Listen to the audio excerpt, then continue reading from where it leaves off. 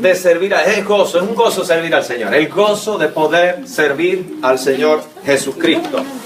Y dice la palabra del Señor: mas tuve por necesario enviaros a Epafrodito, mi hermano y colaborador, y compañero de milicia, vuestro mensajero y ministrador de mis necesidades. Porque él tenía gran deseo de veros a todos vosotros, y gravemente se angustió, porque habíais oído que había enfermado. Pues en verdad estuvo enfermo, a punto de morir, pero Dios tuvo misericordia de él, y no solamente de él, sino también de mí, para que yo no tuviese tristeza sobre tristeza. Así que le envío con mayor solicitud, para que al verle de nuevo os gocéis, y yo esté con menos tristeza. Recibidle pues en el Señor con todo gozo, y tened en estima a los que son como él. Porque por la obra de Cristo estuvo próximo a la muerte, exponiendo su vida para suplir lo que faltaba en vuestro servicio por mí. Óigame, ese Epafrodito era un hombre tremendo. A Pablo le era necesario enviar a Epafrodito, ¿verdad? Como describe acá, denotando la conexión espiritual que tenía con él. Es decir, primero él habla acerca de Epafrodito, quién era él, ¿verdad? Y había sido un hombre pleno de Dios, un siervo de corazón, alguien que había bendecido la vida del apóstol Pablo, alguien que había servido con gozo en todo el tiempo que se habían conocido y habían compartido el ministerio. Vamos a ser desafiados con esta experiencia. La semana pasada fue con Timoteo, la experiencia de Timoteo, que Pablo decía: ninguno tengo del mismo ánimo como Timoteo. Bueno, ahora vean las cualidades que él menciona de Epafrodito. Y acá nos desafía a experimentar que cuando a Cristo se sirve con gozo, nosotros proclamamos un evangelio vivo. Cuando servimos a Jesús con gozo, ¿verdad? Acuérdense, dice, Dios ama al dador alegre. Bueno, nosotros damos nuestro servicio a Dios de una manera alegre, feliz, llena de placer, porque nuestro gozo es servir al Señor. Y este es el modo en que nosotros, con nuestro testimonio de servicio, usted con su testimonio de servicio puede transformar e impactar los corazones de otras personas. Por eso, miremos que Epafrodito, un ejemplo de servicio. Cuando hablamos de, dice, mas tuve por necesario enviaros a Epafrodito, mi hermano y colaborador y compañero de milicia, vuestro mensajero y ministrador de las necesidades, de mis necesidades. Y él está mencionando 5 calificativos acerca de Epafrodito. De hecho, Epafrodito viene siendo de la palabra Afrodita. Afrodita era la diosa del amor, era conocida, ¿verdad? Y también era conocida como las fiestas hacia Afrodita que hacían los griegos y los romanos, eran totalmente orgiásticas. Ahora, ¿qué indica el nombre de Epafrodito? Fíjense bien que Epafrodito, aún siendo cristiano, él no le cambiaron el nombre, porque él pudo cambiarse otro nombre, porque en realidad no tenía un nombre cristiano, tenía un nombre, pero te digo, bien remundano, bien pagano. Y de hecho, cuando se le pone este nombre Epafrodito, es honrado por Afrodita. Es decir, la diosa Afrodita lo honra a él. Ese es el nombre. Dice que es tremendo y un hombre de Dios, y el nombre que tiene es semejante. Entonces, ¿pero qué quiere decir esto? Que tal vez en su familia a él la habían dedicado a la diosa Afrodita. Puede ser. O tal vez su familia o sus padres honraban a la diosa Afrodita. Y es por esta razón una cuestión en cuanto a su nombre. No es que él escogió el nombre, a él le pusieron el nombre. Pero ahora, la cuestión acá nos dice algo también. Que no porque una persona se llame Pablo es un buen cristiano. O porque se llame Josué, o se llame David, o se llame Jesús, o se llame San Marcos o Timoteo. No, el nombre no quiere decir nada. Porque hay Marcos que son terribles, como que también ahora acá tenemos a un Epafrodito que era un hombre pleno de Dios. Es decir que por nombre no nos llevemos. A veces a nosotros nos gusta poner nombres cristianos y es muy bonito y es muy lindo, ¿verdad? Poner nombres cristianos porque tiene un significado para nosotros. Ahora, ¿para ellos tendrá el mismo significado? ¿O les enseñaremos a vivir de acuerdo al significado de su nombre? En este caso, Epafrodito vivió su experiencia de vida hasta que conoció a Cristo. Y le conoció de tal manera que a partir de que Epafrodito conoció a Timoteo, dejó de tener un corazón que adoraba al mundo para tener un corazón que adoraba a Dios y un corazón que sirve al Señor. Amén. Este debe ser nuestro corazón. Por eso Pablo le menciona allí, primero, ¿qué es lo que dice de él? Tuve por necesario enviaros ¿a quién? Epafrodito, ¿qué? ¿Cuál es el calificativo? Mi hermano. Lo primero que menciona, adelphos. La palabra, cuando usted escuche la palabra adelphos, es hermano. O viene siendo también como afecto, viene siendo como un fraternal. Amén. Afecto fraternal. Viene siendo como afecto fraternal. Pero también la experiencia más o menos literal como que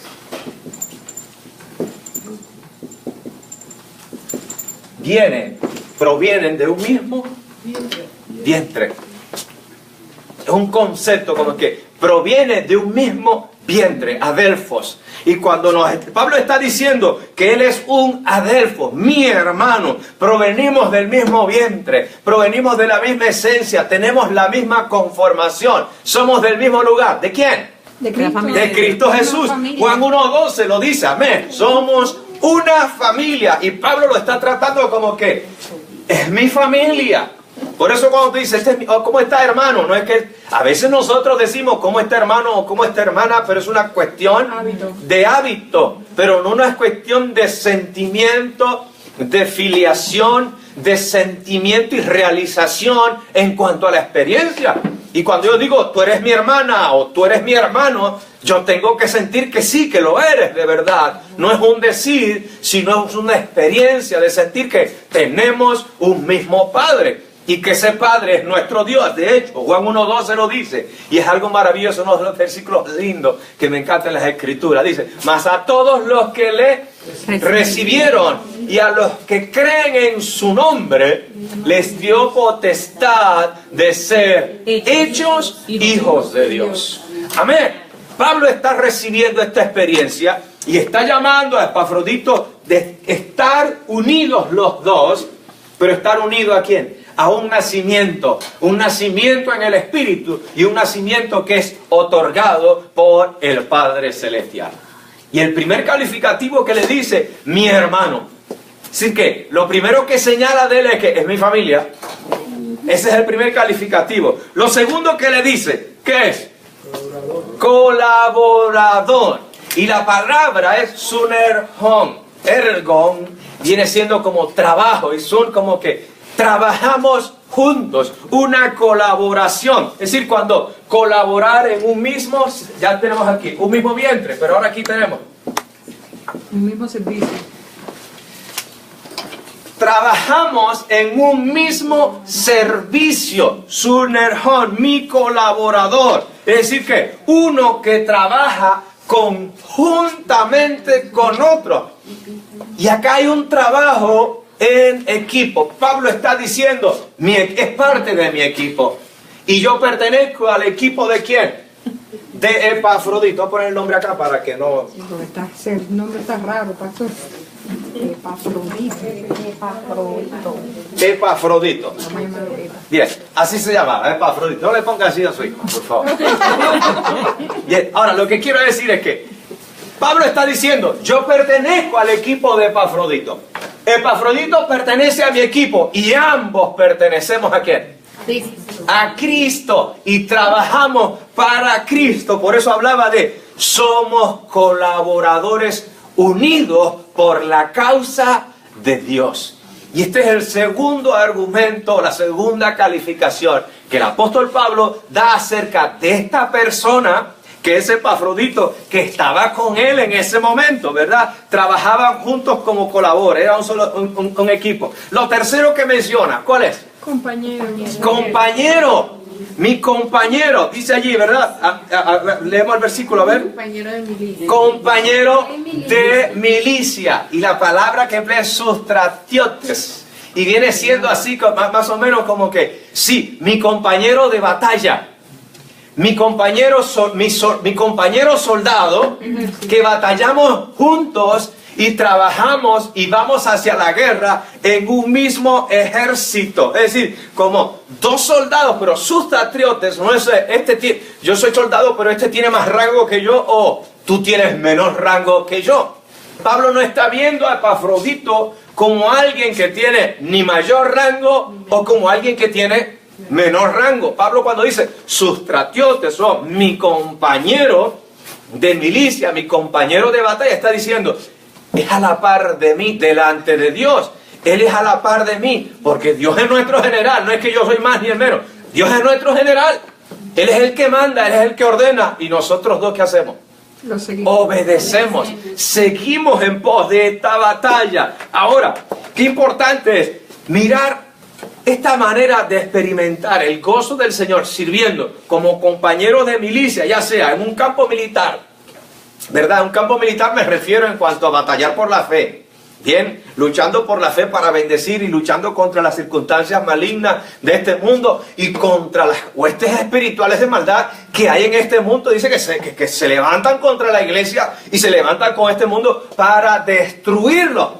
Por eso la palabra dice, las armas de nuestra milicia no son carnales, sino son poderosas en Dios. ¿Para qué? Para destrucción de fortalezas.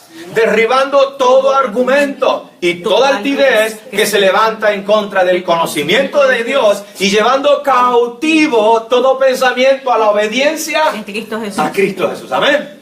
Esto es una promesa, pero Pablo lo que dice, las armas de nuestra milicia. Y ahora Pablo está diciéndole a Epafrodito, mi compañero de batalla, mi compañero de milicia, ya sea en luchas, en batallas, en conflictos, en problemas. Lo interesante es que eres mi compañero y tenemos que mirarnos así de este modo. Tú eres mi compañero de batalla. Hay un concepto que tienen los SEALs acá en los Estados Unidos y es muy bueno. Y es que ellos tienen una orden de no dejar atrás a ninguno. Si cayó, ¿qué hay que hacer? Para atrás. Hay que sacarlo, pero no se nos queda ninguno. Vivo o muerto es de los nuestros. Y cuán linda es esta experiencia, que es un concepto de honra, de honor, de lealtad, de entrega y de compromiso, no solo por el propósito que tiene, sino por quién. Yo me comprometo que si tú vas conmigo, tú regresas conmigo, de cualquier modo, pero tú regresas conmigo. Hermano, esa experiencia nosotros tenemos que vivirle la fe. Esto es lo que está diciéndole el apóstol Pablo a Epafrodito y es la enseñanza que también nos deja a nosotros hoy. Nosotros muchas veces hemos dejado a personas atrás. Está herido, bueno, cuando se cure, vamos adelante, cuando te cure, allá te esperamos. Hermano, deténgase y cure a su hermano, bendígalo, levántelo, quiéralo, ámenlo, espérelo, vende sus heridas, porque es tu compañero de milicia. Hay una antigua frase, creo que fue el doctor Bill Grant, que dijo que la iglesia es el único ejército que mata a sus heridos. Y es que cuando, ¿qué quiere decir esto?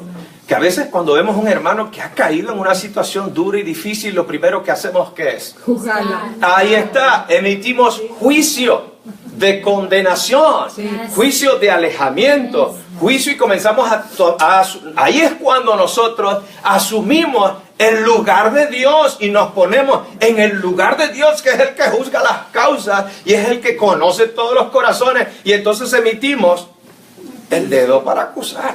Cuando en realidad vemos acá que Pablo está diciendo, este es mi compañero de milicia, pertenecemos, venimos del mismo lugar, del mismo Padre, estamos en el mismo servicio, pero a la vez, ¿qué es? Es mi compañero de milicia, alguien igual a mí, no tiene mayor ni menor rango, somos iguales delante del Padre. Por tanto, Pablo no iba a dejar a Epafrodito atrás. Gloria a Dios. Tenemos que aprender a no dejar a nuestros hermanos atrás. Tenemos que aprender a tener el corazón como lo tuvo Jesús, un corazón ensanchado para bendecir a todo el que venía a él. ¿Qué hacía él? Lo bendecía. Y esta es la tarea que Dios nos está mostrando cuando la palabra habla esto, compañero de milicia, batalla. Pero en la batalla usted va a ser herido como yo puedo ser herido. Podemos ser lastimados por las distintas circunstancias y las experiencias de este mundo en la batalla por la vida. Pablo decía, pelea la batalla de la fe. Le decía a Timoteo, dice, échale mano a la vida eterna. Pero le decía, ¿por qué? Porque la batalla de la fe es una pelea constante. Es una lucha constante. Todos los días vamos a tener circunstancias que van a intentar robar el gozo de tu salvación. Y más que eso, robar tu experiencia de fe, llenarte de dudas y conflictos. Y cuando vemos a alguien lleno de dudas y conflictos, allí no podemos nosotros ir a juzgar. Hay que ir a ¿qué? A bendecir, a socorrer, levantar, orar, rodear en la bendición y el favor de Dios. Tenemos que hacerlo para la gloria de Dios. Así que, hermano, en el nombre del Señor, seamos compañeros de milicia, como Epafrodito lo era de Pablo, y como Pablo se sentía a este hombre Epafrodito, que era un fiel siervo de Dios, y que Pablo sentía que era un compañero delante de la presencia de Dios. Tercero, ¿qué le dice allí en cuarto lugar? Mensajero. Mensajero, y emplea una palabra. Una palabra que hoy en estos tiempos está bien de moda y todo el mundo quiere tener este título y es algo. Pero Pablo le dice a Epafrodito, ¿qué cosa? Mensajero, y la palabra que emplea es apostolón. Pero Epafrodito no era nominado apostolón. Pablo está diciendo apóstol. La palabra apostolón o apóstol en realidad no es un título. Ser apóstol no es un título. Es una función de servicio que se ejerce para el beneficio de la iglesia. No es para el beneficio personal. Si alguien es un apóstol y ejerce su servicio para beneficio personal, es apóstol de su propia causa, pero no apóstol de Jesucristo. Los verdaderos apóstoles de Jesucristo, ¿saben dónde están? En Gaza, en Cisjordania, en Sudamérica, en los montes, en las distintos lugares terribles, inhóspitos, abriendo iglesias, no teniendo carencias, teniendo crisis. ¿Sabe por qué? Porque son enviados por las iglesias o por las obras misioneras allá a bendecir aquellos lugares y nadie sabe de ellos. ¿Usted conoce algún misionero? Sí. Amén, conocemos a algunos, ¿cierto? ¿Verdad? Pero tenemos contacto. Estamos en relación con ellos, los tenemos en estima. Bueno, le quiero decirles que en el sentido funcional y correcto de la palabra, esos son apóstoles. Y usted es un apóstol de Jesucristo cuando usted obedece la obra de Dios y usted va en una misión para servir en el nombre del Señor a alguien. Porque usted se está convirtiendo en un mensajero de la justicia de Dios. Y el mensajero de la justicia de Dios no va a juzgar. El mensajero de la justicia de Dios va a bendecir. Y Pablo está diciéndole a Epafrodito, dice, es aquel que, mensajero, alguien enviado, representando a qué iglesia. La de Cristo. Pero ahora Epafrodito venía de la iglesia de Pablo. Filipos. Y venía de Filipos para bendecir la vida del apóstol Pablo. La iglesia de Filipos agarra a Epafrodito, corre allá, cuéntanos cómo está, danos el parte. Lleva esto y vamos a verlo más adelante. Es más, sí, en el segundo punto lo vamos a ver. Tráenos noticias del apóstol Pablo y llévales noticias nuestras. Queremos saber de su vida, cómo está viviendo allí en la cárcel en Roma, qué es lo que le hace falta, cómo podemos bendecirle, cómo podemos ayudarle en este mal momento que está pasando. Epafrodito fue con una misión de parte de la iglesia. Cuando usted va en una misión de parte de la iglesia, usted se está convirtiendo en un mensajero de Jesucristo, por supuesto, pero en nombre de la iglesia. Usted está yendo por la iglesia que lo envía. Entonces indica que funcionalmente no confunda, porque Dios ama las funciones, más no los títulos. A Dios los títulos, no le agrada el título de pastor, ni el título de reverendo, ni el título si es obispo, ni el título si es apóstol, si el título que... Eso a Dios no le interesa. A Dios lo que le interesa ¿qué es? La función como pastor, la función como evangelista, la función como un apóstol, la función de alguien que cumpla la meta de ir y hacer. No se trata de los títulos. Dios no honra los títulos. Dios honra la obediencia a las funciones que Él manda que la iglesia cumpla como cuerpo de Cristo. Dios honra y bendice eso. Entonces, ahí es donde está el punto, que hoy la iglesia se ha confundiendo en realidad los títulos por funciones. Y tenemos que quitar. No se trata de los títulos, se trata de funcionar para la gloria de Dios como un siervo de Cristo.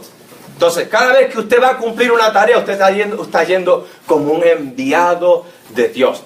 Si usted lo envían como un misionero a Cuba, usted está yendo como misionero de Casa de Fe a bendecir. Usted está siendo un enviado, usted está siendo un apóstol, está haciendo un trabajo de apostolado. Usted va a bendecir, usted va a obrar. Si usted va allá a la salida a llevar comida a los homeless, a los pobres, usted está haciendo un enviado de bendición. Usted está haciendo un trabajo de apostolado sobre esas personas. Usted está haciendo un trabajo de misión allí en estas personas que están necesitando. Entonces, tenemos que entender que la cuestión no son los títulos.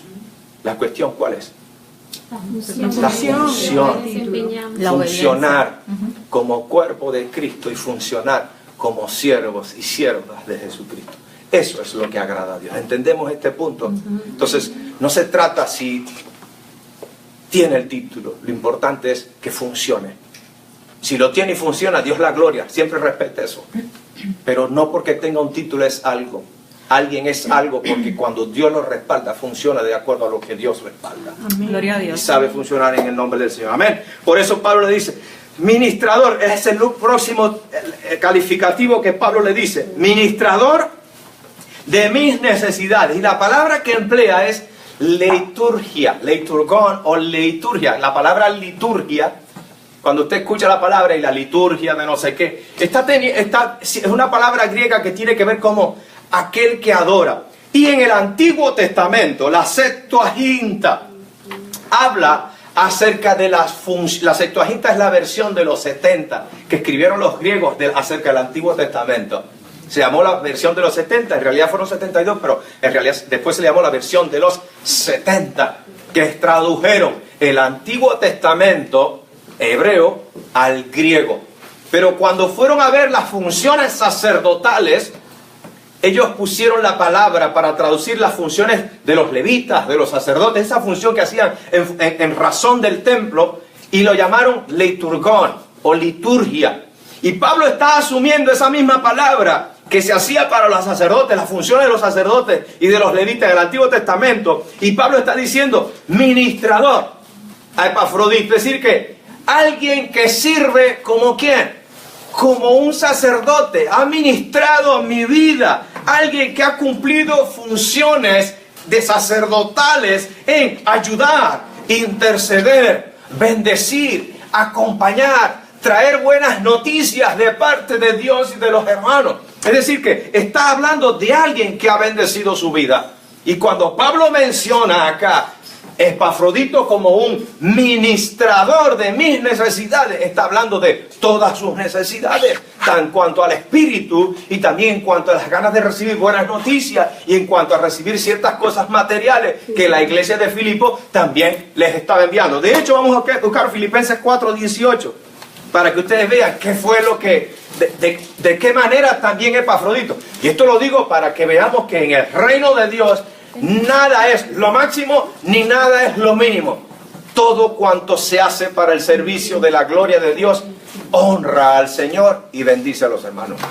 Y nada ha de desecharse ni nada ha de menospreciarse, ni porque haga algo grande o porque parezca que es algo mínimo. ¿Qué hizo Epafrodito? Vemos allí Filipenses 4:18. Amén. Ya he recibido todo lo que necesito y aún más. Tengo hasta de sobra ahora que he recibido de Epafrodito lo que me garante un sacrificio que Dios acepta con agrado. Amén. ¿Qué recibió? Y lo que recibió, ¿lo recibió de qué manera? En abundancia, sobreabundaron. ¿Sabe qué era? Pablo necesitaba alguna ofrenda para poder, aun cuando estaba en la cárcel, para poder bendecir de otras maneras o para poder encaminar hacia otras necesidades. Y la iglesia en Filipos, ¿qué hizo? Recogió una ofrenda. ¿Y quién fue el ministrador? Epafrodito. Él agarró la ofrenda, llevó las buenas noticias. Pablo, la iglesia de Filipos te ama, te está esperando, tiene esta experiencia. Mire, te ha bendecido con esta manera. Y dice, ahora tengo, no solo han suplido, sino que ahora tengo más. Es más que me sobra. Esto ha sido más que suficiente, porque esa es experiencia. Y Pablo no solo recibió un donativo, sino que recibió las gratas y buenas noticias. Pero lo más lindo, ¿qué fue? Encontrarse con este siervo de Dios, Epafrodito, que fue a llevarle la bendición de la iglesia de Filipos y a llevar bendición también, ¿verdad? Este ejemplo desinteresado y fiel de este hombre hacia aquella iglesia, Pablo lo valoró de una manera tal que lo llamó Epafrodito ministrador. ¿De qué?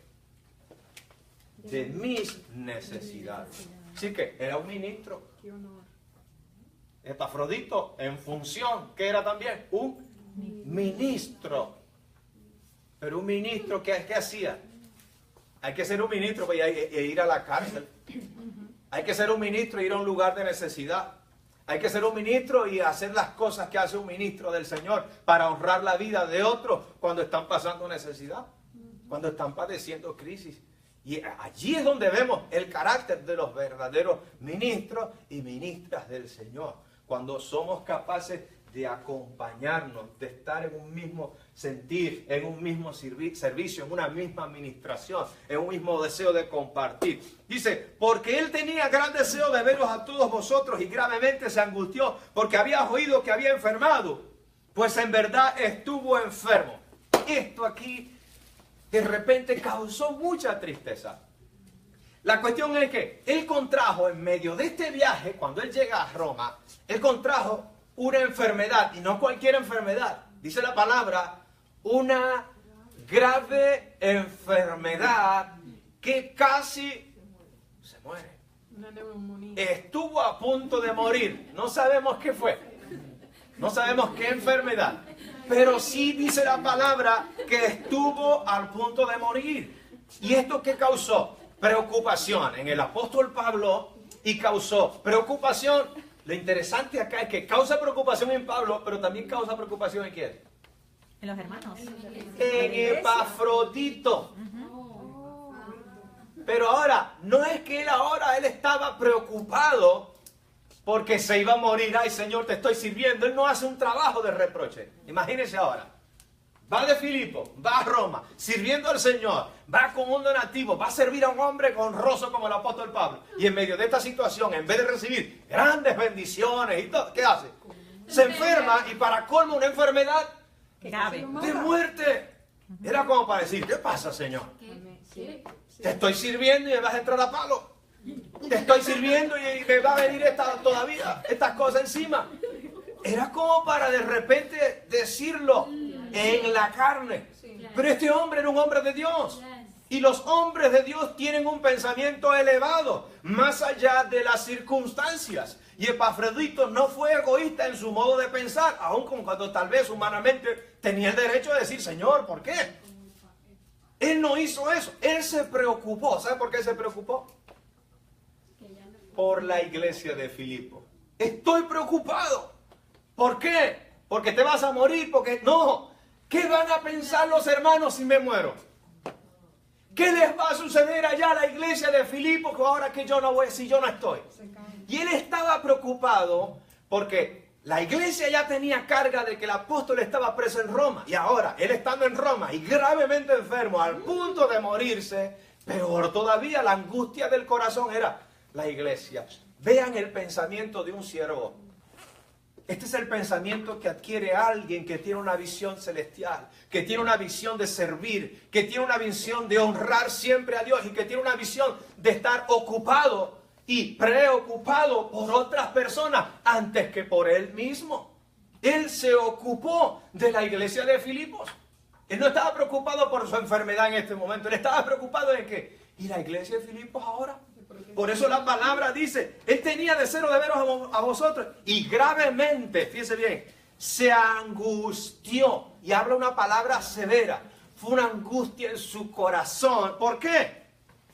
Porque la iglesia en Filipos de algún modo se enteró de que él estaba enfermo. Es extraordinario. La preocupación no era su vida. La preocupación era la iglesia. Era como que él estaba experimentando algo como diciendo, yo no quiero causarle más frustración a la iglesia en Filipos. Yo no quiero ser causa de daños en ellos, ni que ellos estén ahora allá llorando, entristecidos, cabizbajos. Yo quiero que estén gozosos.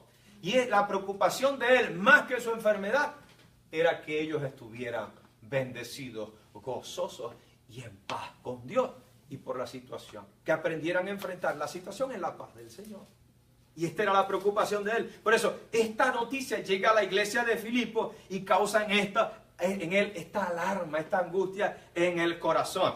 Y cuando dice, no algo pasajero, dice gravemente se sintió afligido por esta situación. Ahora, si leemos después en su casa Romanos 12 del 9 al 19, ¿verdad?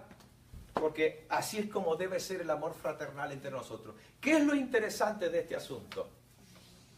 Si él va a Roma, si hay un siervo de Dios allá en Roma, alguien lleno del Espíritu Santo, alguien que predicaba la palabra de una manera extraordinaria, una convicción, alguien que tenía los dones del Espíritu y manifestaba la grandeza y el poder de Dios a través de sus acciones, que era el apóstol Pablo, ¿cierto? Pero ocurre algo, ¿no le llama la atención una cosa? Que Epafrodito casi se muere. ¿No le llama la atención eso? El diablo tratando de parar la obra. Bien. Pero miremos un poquito más allá que eso. Al contrario, dando el milagro de la recuperación de... Hay un milagro de recuperación. De la Amén. recuperación. Y eso es un punto de vista, mirar.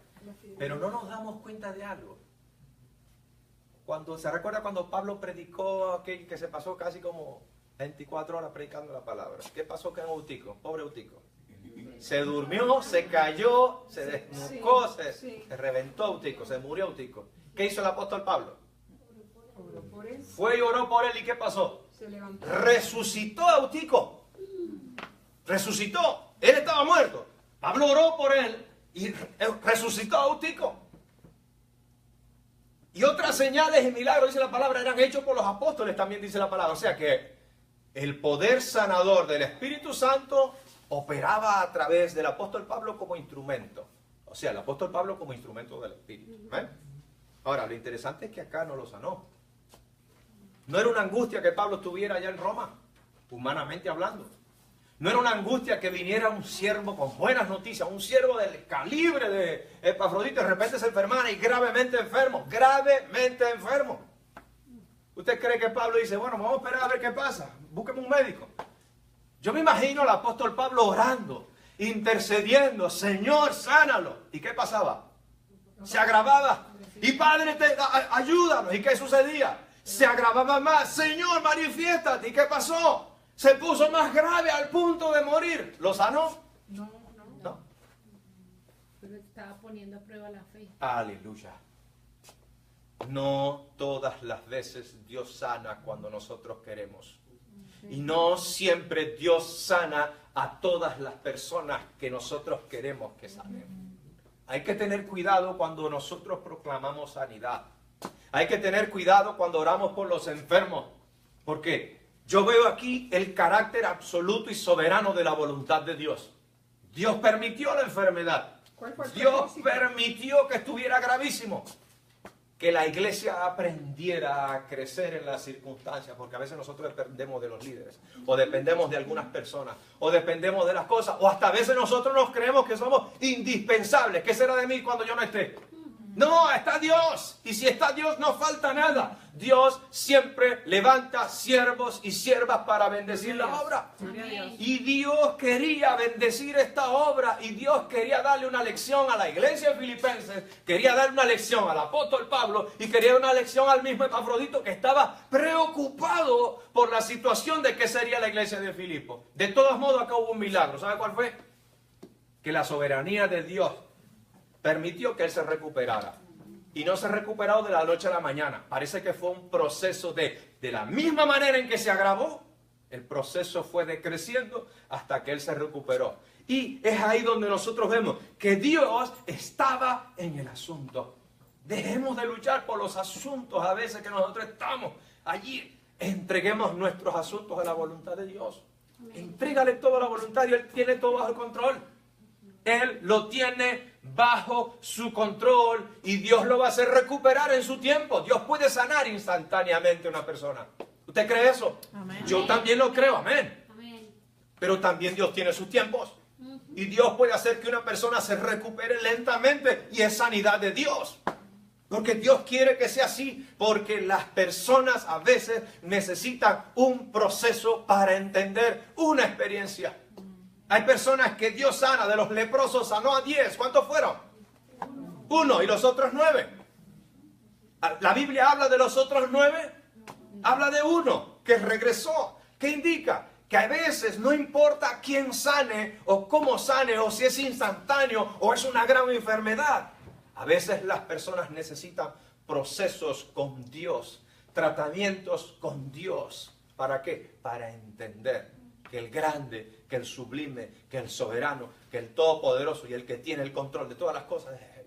Gloria a Dios. Entonces pensemos en esto y cuando usted ore, declare al Señor, Señor, si es tu voluntad que esta persona sea bendecida con la sanación, pues derrama el poder salvífico en ella, sanándole y bendiciéndolo. Y si está en un proceso que estás tratando con él, con ella, por alguna razón, a ti sea la gloria, seguiré respaldando esta oración para que sea bendecido.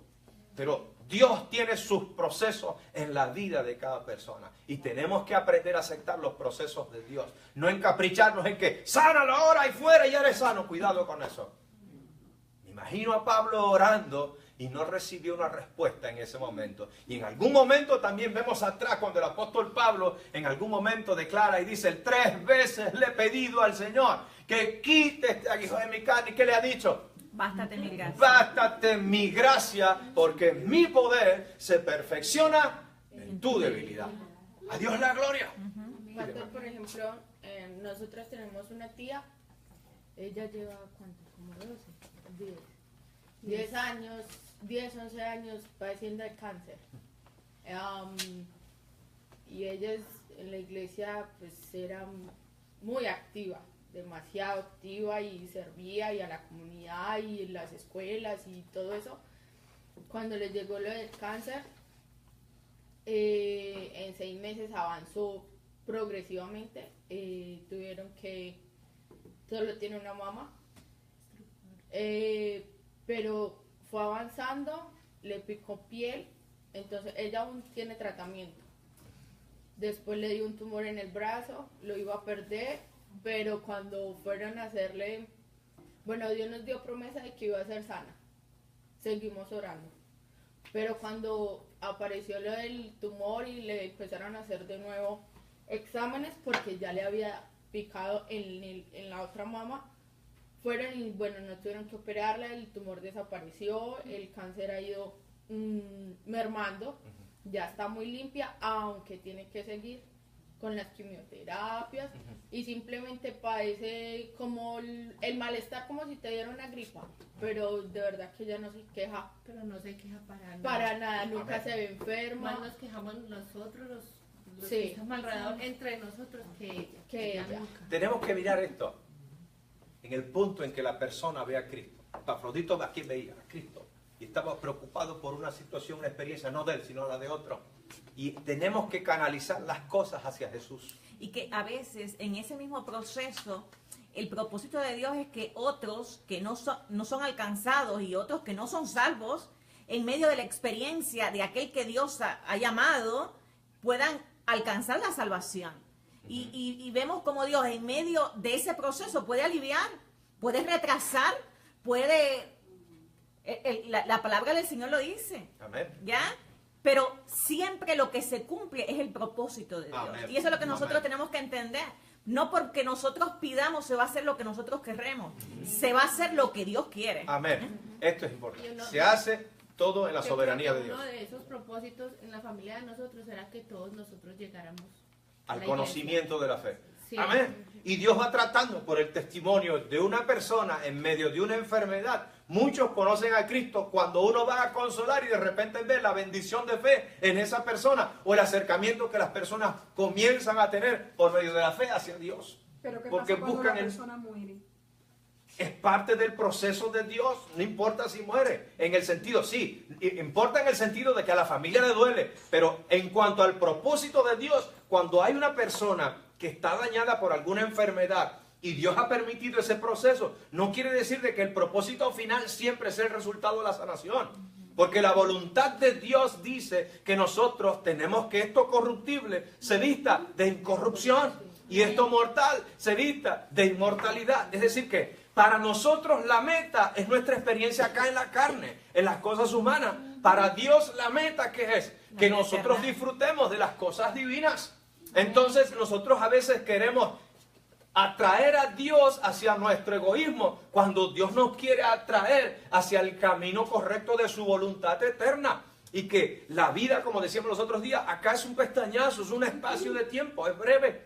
Y de nada sirve de que yo viva un tiempo más, un tiempo menos, y me pierda las bendiciones de gloria. Entonces, muchas partes del proceso de Dios en nuestra vida es atraernos a nosotros a una experiencia de fe que nos dé salvación eterna y a la vez mostrar por mi experiencia en cualquier circunstancia de que hay otros que van a venir acercándose a Cristo. Cuando se le acerca Jesús a María, le dijo a los discípulos, dice, esta enfermedad no es para muerte, sino para ¿qué? Para que el Hijo de Dios sea glorificado. Para que el Hijo de Dios sea glorificado. Y fue glorificado. Amén. Amén. Lázaro murió tiempo después, pero aquel día le dijo, Lázaro, ven fuera. Muchos creyeron, muchos se convencieron y entendieron tiempo después de que, verdad, ahora recuerdo que Él nos dijo que Él era la resurrección y la vida.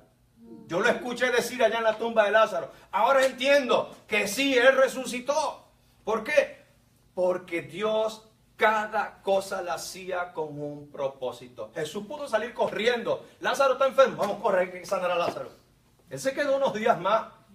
Dice, oye, pero no es su amigo este. Es el amigo, yo salgo corriendo por mi amigo y él lo que dice, no, vamos a esperar que él... Y Lázaro agravó y Lázaro murió. Pero era parte de un proceso y un tratamiento. ¿Para qué? Un tratamiento espiritual en la vida de los que estaban allí. Y Dios se glorificó aquel día cuando Jesús dijo, yo soy la resurrección y la vida. Y el que cree en mí, aunque esté muerto, vivirá. Es decir que la meta de Dios no se trata de la vida siempre. La meta de Dios se trata de la vida en la eternidad con Él. Entonces, somos nosotros los que a veces tenemos pensamientos limitados a un proceso aquí. Y cuando Dios nos dice, el proceso comenzó aquí, pero no concluye aquí. Mi proceso de bendición concluye en la eternidad. Gloria a Dios. Entonces, tenemos que mirar las cosas no como que el fin de las cosas es que la persona sane.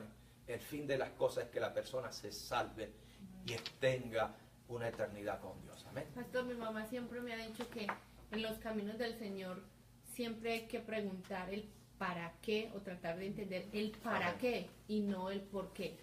Siempre. Amén. Así es.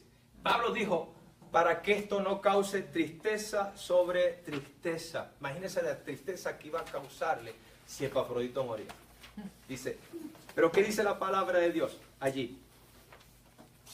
Dice, busca el versículo.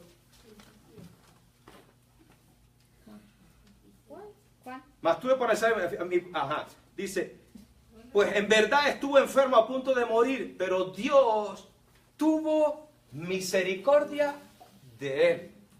¿Quién tuvo misericordia de él? Dios. Fue Dios. Ahí vemos la voluntad soberana de Dios en un asunto. Y lo otro que menciona, así que le envío con mayor solicitud. ¿Qué sería mejor? Pablo también acá vemos otra característica. Después que ya estaba un poquito ya más sano, más recuperado, bueno, Pablo, quédate conmigo. ¿Qué hizo Pablo? La verdad que quisiera que estuvieras aquí, pero mira, vuelve a Filipos. Pero mi propósito es que yo soy un enviado de la iglesia para bendecirte. No, ahora te toca, ve y bendícelos. Porque era mayor provecho, ¿sabe qué? Que llevara el apóstol, Epafrodito llevara buenas noticias de que Pablo estaba bien allí, que estaba gozoso, pero a la vez que la iglesia en Filipos viera que aquel que había sido enviado estaba con vida, estaba saludable, estaba con gozo, había recibido bendición del Señor y estaba otra vez entre ellos sirviendo. ¿Verdad? El propósito era que él se quedara. Pero ahora Pablo no piensa egoístamente, él dice, no, ahora yo tengo que, ya me bendijeron, ahora vuelve atrás, Por eso es necesario el amor incondicional de la iglesia. Debe ser de este modo. Podemos tener y vivir esta experiencia de amor fraternal los unos a los otros, ¿verdad? Una experiencia que nos solidaricemos unos con otros y vivamos una experiencia de fe donde no seamos egoístas, sino seamos capaces de compartir y experimentar el gozo de servir los unos a los otros y sobre todo pensar siempre en servir a mi hermano, para que mi hermano esté gozoso y feliz. ¿Por qué? Porque los lazos que hay en Cristo Jesús son los que unifican. Siempre que hay un lazo con Cristo Jesús, unifica y bendice.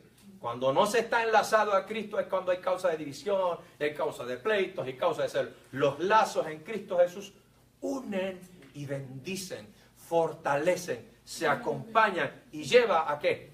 A un crecimiento de una compañía. Por eso dice allí, recibidle pues en el Señor con todo gozo y tened en estima a los que son como Él, porque por la obra de Cristo estuvo próximo a la muerte. Es como que Él expresa, dice, Él expuso su alma, su vida, y está exhortando ahora que le den una cordial bienvenida. Dice, vean semejante testimonio de este hombre. Él está diciendo a la iglesia, semejante testimonio, semejante siervo de Dios, un calibre extraordinario. Dice, denle una bienvenida como Él se merece. Bendíganlo de tal manera que Él se sienta gozoso de estar otra vez sirviendo entre ustedes. Y téngalo en gran estima porque les sirvió a ustedes con gozo. Me ha bendecido a mí en nombre de Cristo, también enviado por ustedes. Pero este hombre es un siervo de Dios en toda dimensión. Por eso dice, exhorta a que le tengan a Él en mucha estima. Pero también a que exhorta. Que exhorta también, dice, tengan en estima a quién. Que son como A las que son como Él A los que son como este hombre. y que exponen su vida por el servicio de Cristo. Amén. Aquellos que exponen su vida por el servicio del Señor. Que piensen en bendecir constantemente. Tenemos nosotros, y el apóstol Pablo da esa autoridad de poder apreciar, de considerar, de prestar atención, de ayudar, de imitar a todos aquellos que trabajan duramente por la obra del Señor. Alguien busque Gálatas 6:6. Gálatas 6:6. Dice, y tenerle en estima.